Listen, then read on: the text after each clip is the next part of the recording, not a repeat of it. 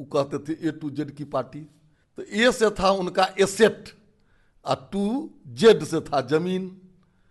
Asset माने संपत्ति, संपत्ति और जमीन। तो जिनकी जितनी जेब भारी उनकी उतनी हिस्सेदारी, यही इनका फार्मूला है। अब कह रहे हैं जो बाप की पार्टी है।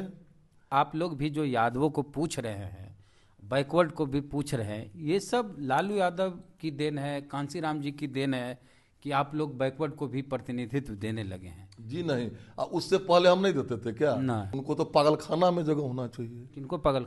राहुल गांधी को। पागलखाना क्यों जाएंगे? इसलिए कि ये जगो सोए हो, माने किस तरह बोल रहे थे वो कल अमेठी में। सबका अंदाज होता है। अंदाज क्या है? कुछ अंदाज नहीं है। आप सरल शब्दों में सर समझा दीजिए, इलेक्टोरल बॉन्ड क्या है? इलेक्टोरल बॉन्ड वो है कि गुप्त रूप से राजनीतिक दल को चंदा मिलेगा। चंडीगढ़ पे बात कर सकते हैं हम लोग। जिसकी जितनी जेब भारी उसकी उतनी हिस्सेदारी, उसका दुर्दिन आएगा ही। अखिलेश जी हो, तेजस्वी जी हो, चाहे आपको। सत्ता से बेदखल होने के बाद तेजस्वी यादव लगातार यात्रा कर रहे हैं, संघर्ष कर रहे हैं फिर से सत्ता में वापसी के लिए, और लोकसभा का चुनाव नजदीक है। ऐसे में तेजस्वी यादव एक नया स्लोगन गढ़े हैं। पहले MY बोला जाता था राजद के बारे में कि मुस्लिम यादव की पार्टी है MY।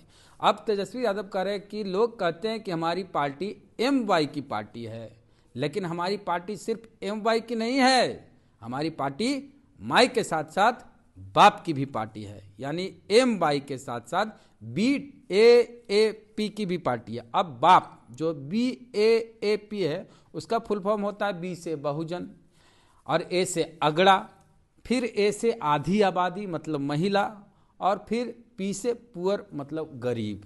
बीजेपी वाले इस चीज को लेके क्या सोचते हैं, कितना असर पड़ेगा? हमारे साथ हरिभूषण ठाकुर बचौल जी हैं, बीएसपी से विधायक है, सीनियर लीडर है और 3 बार विधायक का चुनाव जीते हैं। सर, अब तो आपका जो वोट बैंक है उसमें सेंध लगाने की कोशिश तेजस्वी यादव कर रहे हैं। तेजस्वी जी से भारतीय जनता पार्टी में कोई सेंध नहीं लगेगा, और सेंध लगने का कोई आधार होना चाहिए। पहले उन्हीं के लोग, उन्हीं के समर्थक कहते थे माई की पार्टी, अब वो कल से कह रहे हैं बाप की पार्टी। तो देखिए, तेजस्वी जी ने जिसकी कमाई खाया है, अपने माता पिता की कमाई खाया है, तो जो आदमी जैसा अन्न वैसा मन जो खाता है वो उसकी वकालत करता है। पहले वो कहते थे ए टू जेड की पार्टी। 6 महीना नहीं बीता है तो ए से था उनका एसेट और टू जेड से था जमीन। एसेट माने संपत्ति, संपत्ति और जमीन। तो ए टू जेड संपत्ति ले लेकर के टिकट दिए, ये भी किसी से छिपा हुआ नहीं है। स्थानीय निकाय में MLA का टिकट भी जमीन बेचवा करके और जमीन लेकर के दिए, ये भी किसी से छिपा हुआ नहीं है। उसका प्रमाण भी है, किताबें छाप दिए हमारे नेता मोदी जी। तो ये अब कह रहे हैं जो बाप की पार्टी है, तो बाप की पार्टी न माने कहीं बहुजन दिखाई दे रहा है इनके क्रियाकलाप में। अब ये 2 टिकट दिए हैं, मनोज झा जी को दिए हैं, हरियाणा से दे दिए हैं। तो जिनकी जितनी जेब भारी उनकी उतनी हिस्सेदारी, यही इनका फार्मूला है। बिहार में वो घूम रहे हैं, करनी में राज्यसभा हो या टिकट वितरण हो या मंत्रिमंडल का पिछले जो 17 महीना था उसका विस्तार हो, तो कहीं आप देखेंगे तो इनके वाणी में और कर्म में समानता नहीं है। और जब तक मनसा वाचा कर्मणा आदमी एक नहीं होता है, बोली और कर्म से एक नहीं होता है, राजनीति में सफलता नहीं मिलती है। नहीं, बाप का मतलब पिताजी से नहीं है सर। बाप का मतलब है B से बहुजन, A से अगड़ा जो कहा जाता है बीजेपी के वोटर हैं, और फिर A से आधी आबादी मतलब महिला, और फिर P से पुअर मतलब गरीब। हाँ, तो 2 आदमी को टिकट में पुअर, अगरा या अगरा को तो दिए हैं, आधी आबादी को तो नहीं दिए हैं। हम 2 दिए हैं टिकट, एक अति पिछड़ा समाज के दोनों हैं, 35% आबादी है। ये लोग हल्ला करते हैं, अभी भी कहते हैं घूम घूम करके हमने ये जातीय जनगणना करवाया, रिजर्वेशन बढ़ाया। तो हम तो उसको हिस्सेदारी दे रहे हैं। उनके मनोज जी में, उनके अजयधारी बाबू में, उनके फॉरवर्ड मुस्लिम को दिए, वो भी कैसे दिए फैयाज अहमद को राज्यसभा, सो देख लीजिए वो कैसे लोगों को टिकट देते हैं। प्रेमचंद गुप्ता को देख लीजिए, हरियाणा के हैं, तो दो हरियाणा के हैं। तो इन लोगों के करनी और कथनी में भारी अंतर है। देश और बिहार की जनता समझती है, ये घूम लें, जो करना है कर लें, इससे कोई अंतर नहीं पड़ेगा। आप कैसे अट्रैक्ट कीजिएगा ये जो बहुजन अगड़ा, आधी आबादी, पुअर? हम तो 16 गो जो टिकट दिए हैं, देश स्तर की हमारी पार्टी है, 12 गो गरीब गुरबा पुअर महिला सबको दिए हैं। हम ऐसे अट्रैक्ट करेंगे। हम अभी एक दिन आप भी कह रहे थे, हम जो मोहन यादव जी को भाजपा लाया, आप ही कह रहे थे कि नंद किशोर यादव जी को भाजपा लाया, तो हमसे जो समाज नहीं भी जुड़ना चाह रहा है, हम उनको गले लगा रहे हैं। ये तो सोशल इंजीनियरिंग की बात बहुजन पत्रकार भी, अब बुद्धिजीवी कर रहे हैं कि बीजेपी सोशल इंजीनियरिंग पे काम कर रही है। देखिए, समग्रता की हम भारत को एक मानते हैं, विचारधारा आपकी जो हो, लेकिन सोशल इंजीनियरिंग की बात हो, प्रतिनिधित्व की बात हो, तो उसमें तो भागीदारी आप दे रहे हैं। देखिए, विचारधारा तो हमारा स्पष्ट है, भारत माता की जय। और जब भारत माता कहते हैं तो इसके एक एक नागरिक सभी हमारे सहोदर भ्राता हैं। और जब सहोदर भ्राता की बात होगी तो कहीं बेईमानी नहीं होगी। हमारे बड़े बड़े लोग बैठे हुए हैं, वो देखते हैं कि समाज के अंतिम सीढ़ी पर कौन व्यक्ति है, किसका प्रतिनिधित्व नहीं मिला है, किसका प्रतिनिधित्व मिलना चाहिए। ये सारा चीज भारतीय जनता पार्टी में विचार होता है। जिस पिच पे राजद को खेलना चाहिए था, उस पिच पे आप लोग खेल रहे हैं, और आपके पिच पे राजद वाले खेल रहे हैं। देखिए, हमारे पिच पे शुरू से अगर आप देखेंगे तो राजद के पास कोई विचारधारा नहीं है। कैसे नहीं?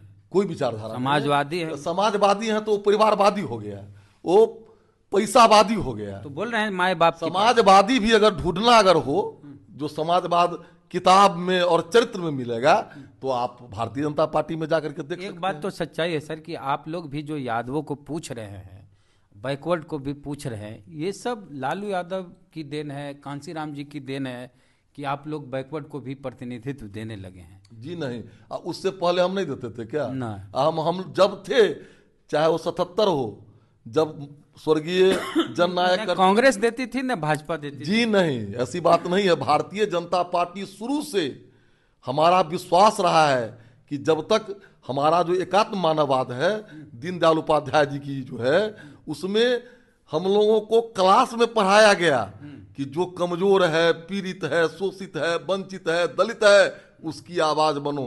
और बात सही है कि कुछ दिनों पहले तक भारतीय जनता पार्टी की विचारधारा उतनी सर्वग्राह सर्वव्यापी नहीं बनी थी, अब व्यापक बनी है, अवसर भी ज्यादा है। तो हम लोग सारे समाज के लोगों को ढूंढ ढूंढ करके निकाल रहे हैं। जो लोग कल्पना नहीं कर सकते थे, वैसे वैसे पदों पर भारतीय जनता पार्टी अपने कार्यकर्ता को और समाज के वर्गों को भेज रही है। अच्छा, चंडीगढ़ पे बात कर सकते हैं हम लोग। देखिए, चंडीगढ़ की बात हो, चाहे मेयर वाली बात हो, तो उससे फिर वोट होगा 1-2 रोज में, और उसमें पदाधिकारी दोषी है, मानते हैं। लेकिन एक तरफ आप देखिए, सुप्रीम कोर्ट तो हमको कहा है, हम तो सुप्रीम कोर्ट को घेरने नहीं गए। जिस तरह कोर्ट के कहने पर ईडी सीबीआई जाती है, तो लोग सीबीआई का दफ्तर घेर लेते हैं। हमारे भी मोदी जी से एक समय था, अमित शाह जी से, कि घंटों घंटा पूछताछ होती थी, अकेले जाते थे लोग। कोर्ट में हमारा विश्वास है, कोर्ट के निर्णय को हम कद्र करते हैं। तो जैसे इसमें बीजेपी घालमेल नहीं की, व्यक्ति कर लिया होगा कोई, कि भारतीय जनता पार्टी कर लेगी। व्यक्ति कोई कर लिया है, उसकी जांच होगी। अगर दोषी हमारे लोग भी होंगे तो भारतीय जनता पार्टी में बक्से नहीं जाएंगे। लेकिन अनिल मसीह जो किए, हाँ, लेकिन एक बात जरूर देखना होगा वेद भाई आपको, कि हम कहीं नारा नहीं लगाए हैं, हम किसी दफ्तर को घेरने नहीं गए हैं, हम सुप्रीम कोर्ट पर टिप्पणी नहीं की है। विपक्ष में है ना, तो कहल जाएगा नहीं, लोग करते हैं। हम जब विपक्ष में भी थे, हमारे आदरणीय मोदी जी को जब सीबीआई बुलाती थी, 14 घंटा पूछताछ करती थी, तब भी हम सीबीआई के दफ्तर को नहीं घेरे। इसीलिए हमारा विचारधारा दूसरा है। अब आइए, सुप्रीम कोर्ट ही कही है इलेक्ट्रल बॉन्ड पर, ये डिस्कशन हुआ था। इलेक्ट्रल बॉन्ड आज बड़े बड़े लोग, सबसे पहले एक चीज है, आप सरल शब्दों में सर समझा दीजिए, इलेक्ट्रल बॉन्ड क्या है? इलेक्टोरल बॉन्ड वो है कि गुप्त रूप से राजनीतिक दल को चंदा मिलेगा। जैसे चंदा मिला, हमारा नाम उजागर हो गया, अगर हम चेक से दिए तो कल वो सरकार बदल गई तो परसों उस व्यक्ति पर कार्रवाई होती है। नई सरकार जो बनती है, जो भाई तुम उस सरकार को बनाने में हो या सरकार को गिराने में हो, तो द्वेष के भावना से काम होता है। अच्छा, फिर कैसे खरीदा जाता है ये भी बता। एक खरीदा जाता है कि जो आदमी इस देश में बड़े बड़े लोग हैं वो राजनीतिक दल को चंदा देते हैं। वो राजनीतिक दल गुप्त रूप से एक सिस्टम बना दिया गया है भारत के पार्लियामेंट से पास होकर के, उसके माध्यम से था। उस पर भी स्टेट बैंक में लेंगे, हाँ, या और बैंक है शायद उसका, दो तीन बैंक है। बैंक है जैसे कि मान के चलिए मेरा मन, मैं किसी पार्टी को चंदा देना चाहता हूँ तो मैं उस बैंक में गया, इलेक्टोरल बॉन्ड खरीदा 5 करोड़ का, 2 करोड़ का, जितनी हैसियत है, और जिस पार्टी को देना हुआ दे दिए और वो जाके भंजा लिया। तो कहीं मेरा नाम नहीं आएगा। तो इससे एक होता कि जो चंदा दे रहा है, चूंकि राजनीतिक कोई भी पार्टी हो, चाहे कम्युनिस्ट पार्टी से लेकर के आज भारत की सबसे बड़ी पार्टी भारतीय जनता पार्टी हो, कांग्रेस हो, तो सबको चंदा देती है बड़े बड़े घराना जो हैं। 90% चंदा गया बीजेपी को, क्यों नहीं जाएगा? अब हम इस देश के नवनिर्माण के लिए काम कर रहे हैं तो कोई भी पार्टी किसको देगी चंदा? जो परिवारवादी पार्टी है, भ्रष्टाचारी पार्टी है। हम राष्ट्रवादी पार्टी हैं, देश और दुनिया में भारत को मजबूत कर रहे हैं, इसलिए चंदा देने वालों को हम पर विश्वास ज्यादा है। वो भी तो संवैधानिक नहीं करार दिया गया है। अब संवैधानिक इस पर बड़े बड़े लोग बोल सकते हैं, हमारा इस पर नहीं, लेकिन मोटा मोटी एज एक कार्यकर्ता मुझको जो लगता है मैंने बताया है। इसमें आपको कुछ गलत नहीं दिखता? नहीं, कोई गलत नहीं है। अच्छा, राहुल गांधी की भारत जोड़ो न्याय यात्रा बिहार अभी गुजर के गए, उत्तर प्रदेश मतलब अभी इधर ही गुजरे झारखंड में, तो उसका कितना इम्पैक्ट है आपको?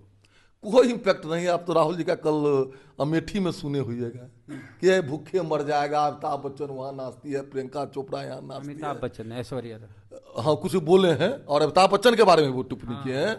तो अब तो नर्वस की तरह कर रहे हैं। अब तो एक भारत की सबसे पुरानी पार्टी और मजबूत पार्टी के राष्ट्रीय फेस हैं और एकदम उनको तो पागलखाना में जगह होना चाहिए। किनको पागल? राहुल गांधी को पागलखाना क्यों जाएंगे? इसलिए कि जगो सोए हो, माने किस तरह बोल रहे थे वो कल अमेठी में। सबका अंदाज होता है। अंदाज क्या है? कुछ अंदाज नहीं है, कोई अंदाज नहीं है। वो लोग सोने के चम्मच लेकर के पैदा हुआ है और पूर्व जन्म की कुछ कमाई है जो आप नहीं मानते हैं। सनातन संस्कृति में बहुत सारे लोग इसको मानते हैं। वो पूर्व जन्म की कमाई खा रहा है, इस जन्म में वैसे व्यक्ति से कुछ नहीं हो सकता है। उनकी राजनीति, कांग्रेस पार्टी की राजनीति, अखिलेश जी की राजनीति, जो भी परिवारवादी, भ्रष्टाचारवादी, समाज समरस बना करके जिसकी जितनी भागीदारी उसकी उतनी हिस्सेदारी पर नहीं चल करके अगर चलेगी कि जिसकी जितनी जेब भारी उसकी उतनी हिस्सेदारी, उसका दुर्दिन आएगा ही। अखिलेश जी हों, तेजस्वी जी हों, चाहे आपको बिहार में राहुल जी हों। बिहार में कमाल करेंगे 2 लड़के, खबर चल रही है। तो समय सानिध्य है, आप भी मिलेंगे, हम भी मिलेंगे, परमात्मा चाहे तो। राहुल गांधी आएंगे, आ जाएंगे तो अच्छी बात है। 3 तारीख को महारैली है। हाँ, रैली है तो रैली है। उस रैली में कौन लोग रहेंगे, कहाँ लोग रहेंगे, सब नोन है। लेकिन रैली में आने वाले भी तो समझ रहे हैं। अच्छा, कि हिस्सेदारी की बात होती है तो पूंजीपति वाला सब जाता है रैली में, अब भीड़ जुटाने की बात हो तो हम लोग जाएंगे। ये सब नहीं चलने वाला है बिहार में। एक खबर दिखी कि पुलिस को फ्री हैंड दे दिया गया। सम्राट चौधरी का बयान है आपके। निश्चित रूप से अपराधी जो भी होंगे उनके विरुद्ध में पुलिस सख्त से सख्त कार्रवाई करेगी। ये भारतीय जनता पार्टी और जदयू की जी सरकार है, जिसके मुखिया नीतीश जी, सम्राट जी, विजय जी हैं। अगर करेगा बिहार छोड़ दे, नहीं तो उस पर बुलडोजर चलेगा, यह भी तय है। अच्छा, एक लास्ट सवाल जी जी, स्कूल वाला, बच्चा वाला। नीतीश कुमार सदन में बोलते हैं कि 10 से 4 बजे तक स्कूल चलना चाहिए। अधिकतम हो सकता है कि 15 मिनट पहले गुरुजी पहुंच जाए, 15 मिनट बाद छोड़ें स्कूल को। यानी 9:45 पे स्कूल पहुंच जाए टीचर, और 4:15 पे स्कूल छोड़ दें, ताकि बच्चों को ताला उला लगा के टीचर जाएंगे, गुरुजी रजिस्टर वगैरह। देखिए, लेकिन के पाठक का कहना है कि 9 बजे से अब 5 बजे तक स्कूल चलना है। के पाठक साहब का ये फरमान नहीं चलेगा। ये कन्फ्यूजन थोड़ा हो गया था, मिस कोई गैप हो गया था। आज फिर सदन में, विधानसभा में माननीय मुख्यमंत्री जी बोले हैं 10 बजे से 4 बजे ही स्कूल चलेगा। 15 मिनट पहले टीचर, चूंकि उनको आना चाहिए, वो आएंगे और 10 से 4 स्कूल चलेगा। इसमें हम भी सहमत है कि 10 बजे से स्कूल खुलता है, 15 मिनट पहले जो प्रधान पहुंच जाए, साफ सफाई करवाएंगे, तबे न 10 बजे स्कूल खुलेगा। इसके बाद अगर जो कहा जाता है कि 9 बजे से, ये ज्यादा अन्याय है। निश्चित रूप से कुछ उनका डिसीजन अच्छा भी है और कुछ तुगलकी फरमान है। 9 बजे से 5 बजे शाम तक, और उसके बाद भी जो हेडमास्टर सब था उसको जाना था वहाँ जिला में जाकर के कुछ देना था, तो कब आवेगा, फिर कब जाएगा। लेकिन अव्यवहारिक जो भी बातें हैं, जो भी शिक्षक बंधुओं की समस्या है, उसको सम्राट जी के नेतृत्व में बातता चल रही है। सम्मानजनक समझौता, शिक्षक राष्ट्र निर्माता होते हैं, उनके प्रति सोच रखा जाएगा। चलिए, शुक्रिया सर, बातचीत के लिए बहुत धन्यवाद। कैसी लगी बातचीत बताइए कमेंट बॉक्स में। फेसबुक पे देख रहे हैं, पेज को लाइक फॉलो नहीं किया कर लीजिए। यूट्यूब पे देख रहे हैं, सब्सक्राइबर नहीं तो घंटी बजा कीजिए। जय भीम, जय भारत।